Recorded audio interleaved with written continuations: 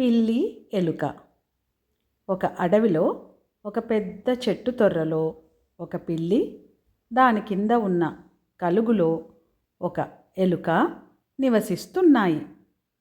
ఒకరోజు రాత్రి వేటగాడు పెట్టిన వలలో పిల్లి ఇరుక్కుని అరవసాగింది.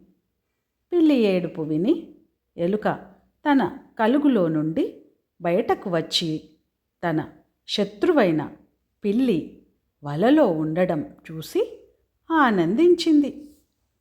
అదే సమయంలో ఆ చెట్టుపై ఉన్న గుడ్లగూబ ఎలుకను చూసి తినాలని ప్రయత్నించింది.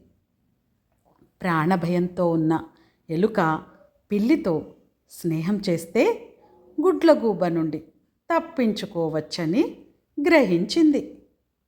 వెంటనే ఎలుక పిల్లి దగ్గరకు వెళ్ళి, నేస్తమా, మనం ఇద్దరం కలిసిమెలిసి ఉన్నాం కదా, నిన్ను ఈ వల నుండి విడిపిస్తాను అని చెప్పి వల తాళ్లను తన పదునైన పళ్ళతో కొరికి పిల్లిని విడిపించింది.